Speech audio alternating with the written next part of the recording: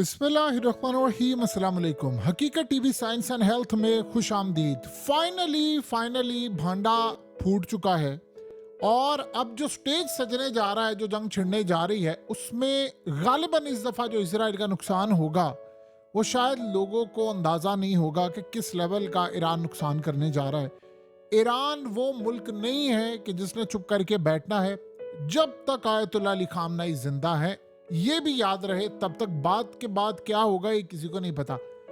Iran के top level के journal general Ibrahim जबारी, ये असल में एडवाइजर हैं ईरान की फौज के। इन्होंने आज जो तफसीलात दी हैं और जो वार्निंग दी है, उसमें इसराइल की टांगे तो काम गई हैं और वो चाह रहे थे कि काम हो ना, दुनिया को पता ना चले। आपको पता है जो सैटेलाइट इमेजेस आई उससे पता ये चला 4 से 5 F-35 तैयारे उनके लापता है, या तो तबाह हो गए या मारे गए। अब ईरान के जर्नैल ने ऐलान किया है, उन्होंने कहा है 3 चीजें डेवलप हुई हैं बड़ी खतरनाक। उन्होंने कहा कि हमने जो हमला किया, आप जानते हैं कि कैसे ये हमला कामयाब हुआ था, कैसे हमारे मिसाइल, ये मिसाल के तौर पर आपकी स्क्रीन पर चल रहे हैं, ये कैसे मिसाइल जा जाकर लग रहे हैं और इसराइल का सारा सिस्टम बेकार हो गया और सब कुछ हो गया। उन्होंने कहा कि हमने पहले साइबर हमला किया, इजराइल के ऊपर साइबर हमला किया इलेक्ट्रॉनिक वॉरफेयर के जरिए। उस हमले के बाद इजराइल का जो सिस्टम था वो जैम किया हमने। वो हमारे मिसाइल आ रहे थे और वो कंफ्यूज हो गया सिस्टम, वो मिसाइल ही नहीं रोक पाया। हमने उनके कई F-35 तैयारे उड़ा दिए, तबाह कर दिए। बिलियंस ऑफ डॉलर्स का नुकसान ही हुआ है उनको। वो कह रहे हैं कि आपने देखा, यानी वो रेफर कर रहे थे कि जो अब अमेरिका की जानिब से सैटेलाइट इमेजेस आई हैं वो सारी दुनिया ने देख लिया। हमने उनके F-35 निवातम बेस पर जब तबाही की तो F-35 तैयारे तबाह हो गए और हालत उनकी बुरी है कि अभी तक उन्होंने हमला नहीं किया। वरना नेतन्याहू तो पागल हो चुका था। आप जानते हैं कि वो कह रहा था मैंने तो 24 घंटे में हमला करना। जब उसको बताया गया कि नुकसान इतना हुआ है, उसके तोते उड़ गए थे। लेकिन जो अब सूरत हाल हुई है, उन्होंने कहा सबसे पहले हमने काम ये किया कि हमने इनका डिफेंस सिस्टम बाईपास किया इलेक्ट्रॉनिक वॉरफेयर के जरिए। और उसके बाद उस बंदे ने ऐलान किया है, उसने कहा कि अब हम करने ये जा रहे हैं। पहले बात ये हुई थी कि 2000, उन्होंने कहा कि अब हम हजारों के हिसाब से हमने अपने मिसाइल रख दिए, डिप्लॉय कर दिए, टारगेट्स लॉक कर दिए हैं कि हमने कहां कहां मारने हैं, कैसे मारने हैं। उसके बाद हम इजराइल के ऊपर हजारों मिसाइल इस दफा मारेंगे और कई शहर उड़ा देंगे। और डिपेंड ये करता है कि इजराइल हमला हम पर किस लेवल का करता है या जो भी सूरत हाल है, हम तैयार। 2 चीजें जो उन्होंने कही हैं आगे चलकर बताएंगे, वो हजारों मिसाइल कितने और कहां कहां वो मारने वाले हैं। लेकिन जो सबसे अहम बात है वो ये है कि उन्होंने पहली दफा एडमिट किया है कि हमने F-35 उड़ा दिए। आज से पहले सिर्फ सैटेलाइट इमेजेस थी और वहां से F-35 तैयारे गायब थे। और जाहिर सी बात है जब रीलोकेट हुए हैं तो डैमेज हुआ है या तबाही हुई है। ये इतनी बड़ी तबाही थी कि आप अंदाजा कर लें कि इसराइल के रोए रवां पूरा कांप उठा है। और इसका क्रेडिट आपको एक ही 85 साल बुजुर्ग को देना पड़ेगा, और वो है आयतुल्लाह अली खामनाई। बहुत सारे लोग ये कह रहे हैं जी उनके मरने के बाद भी ये लेगेसी जारी रहेगी, फलाना रहेगी। देखिए बात ज़हन में रखें आप कि ये हमला उन्होंने अपनी मर्जी से करवाया। ऐसा नहीं है कि बाकियों ने हमला करने में उनका किरदार नहीं था, बड़ी रेजिस्टेंस थी। ये ईरान का प्रेसिडेंट तो है नया जो भी है पजीक्षा, वो तो कह रहा था कि भाई करना ही नहीं है हमला, इकोनॉमी पर फोकस करें। इन सबका ख्याल है कि भाई हमें अलग होना चाहिए, फलाना होना चाहिए। आपको पता है कि इस्माइल कानी जो ईरान के अब कुछ फोर्स के हैं, उनको अवार्ड देने के लिए जा रहे हैं आयतुल्लाह अली खामनाई, क्योंकि इस सारी सूरत हाल में इजराइल ने ऐलान किया कि हमने मार दिया। ईरान ने कहा जी नहीं वो तो सेफ है, जाहिर सी बात है जख्मी होंगे इसलिए अभी नहीं सामने ला रहे। उनको भी अवार्ड देने जा रहे हैं, वो इसराइल को पैगाम देने जा रहे हैं कि ये देखो हम कैसे अपने बंदों को नवाजे, तुम्हारे हमले से बचाकर उसको लेकर गए। क्योंकि इसराइल ने 2 खबरें दी थी उनके, यानी ऑफिशियल्स ये कह रहे थे, 2 उनके पास न्यूज़ थी, क्योंकि जाहिर सी बात है लाश तो उनके पास थी नहीं। उन्होंने कहा कि या तो बड़े शदीद जख्मी हुए हैं, फिर उसके बाद उन्होंने कहा नहीं हमने मार दिया। फिर बरतानिया ने भी कहा मार दिया। मारा तो खैर इन्होंने बड़ी दुनिया को है, बाद में बच जाते हैं। अब आप अंदाजा करें कि ये जो असल अब कहानी है कि ये जो काम करने जा रहे हैं कि कई हजार मिसाइल अब वो कह रहे हैं कि हम लॉन्च करेंगे इकट्ठे।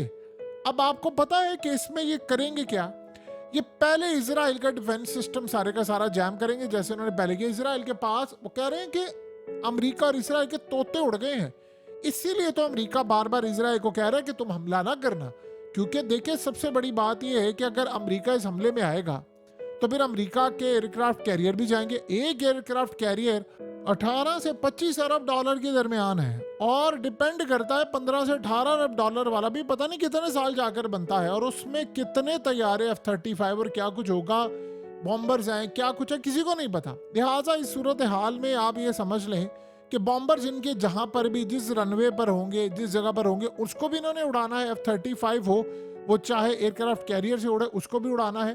तो इस सारी सूरत हाल में अब ये करेंगे क्या, ये अमेरिका का भी डिफेंस सिस्टम जाम करें। इसीलिए आपने देखा कि इस दफा अमेरिका नहीं रोक पाया।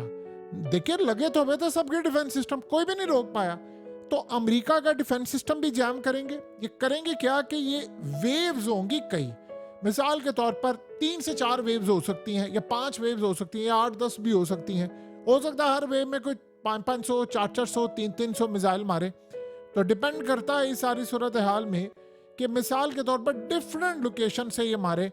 अब इस सूरत हाल में ये लेबनान से मार सकते हैं, इराक से मार सकते हैं, शाम से मार सकते हैं, और फिर ईरान से मार सकते हैं। फिर लिहाजा ये करेंगे क्या, आयरन डोम, डेविड स्लिंग और एरो मिसाइल डिफेंस सिस्टम, इसको मुकम्मल तौर पर ये जैम करेंगे। और ये जो मिसाइल हैं ये जाएंगे तिल अवीव, हाइफा, यरूशलेम, उसके अलावा दीगर इनके शहरों पर जाएंगे। Installation, airbases, energy infrastructure, power plants, oil refineries, और अगर इन्होंने किसी भी वजह से उनकी न्यूक्लियर फैसिलिटीज पर हमला किया तो डिमोना। फिर ये आप ज़हन में रख लीजिए। फिर उसके बाद आप ये सोचें कि इनके पास जो है वो शॉर्ट रेंज है, शॉर्ट रेंज और मीडियम रेंज और लॉन्ग रेंज। लॉन्ग रेंज ये ईरान से मार सकते हैं, शॉर्ट एंड मीडियम रेंज ये शाम से मार सकते हैं, और उसके अलावा थोड़ी मीडियम रेंज वाले ये इराक से मार सकते हैं।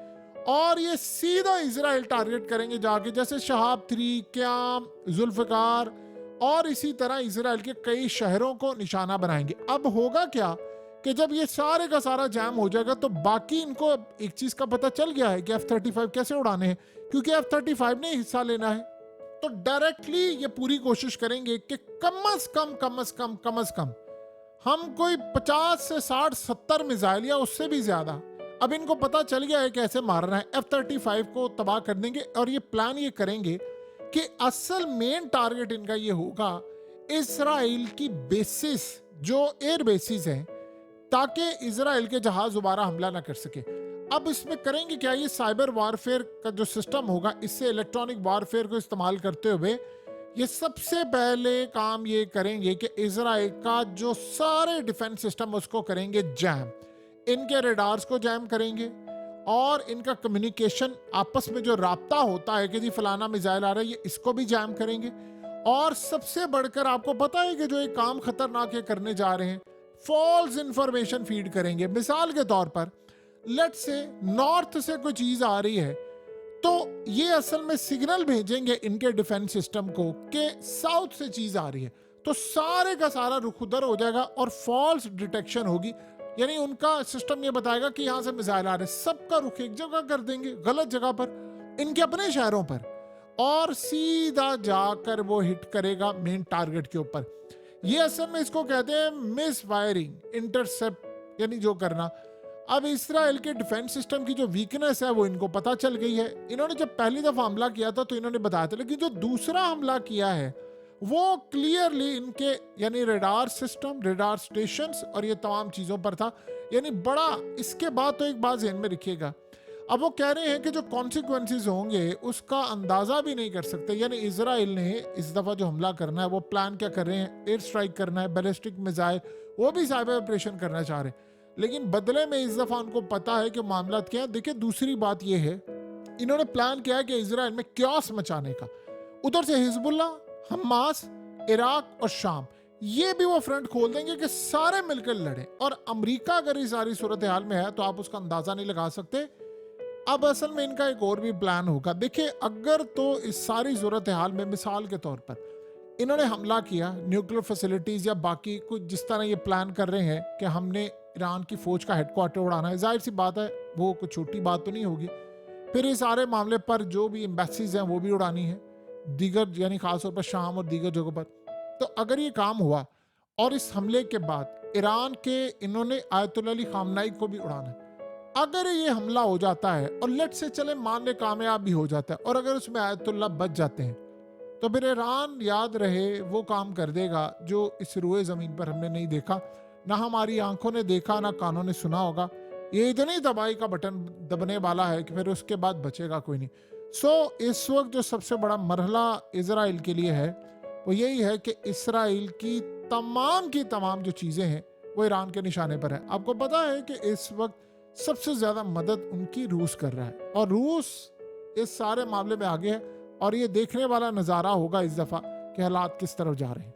हकीकत टीवी साइंस एंड हेल्थ की इस वीडियो के नीचे कमेंट ज़रूर कीजिए, अपनी राय का इजहार ज़रूर करें और इस वीडियो को हर जगह शेयर करते हुए चैनल को सब्सक्राइब ज़रूर करें।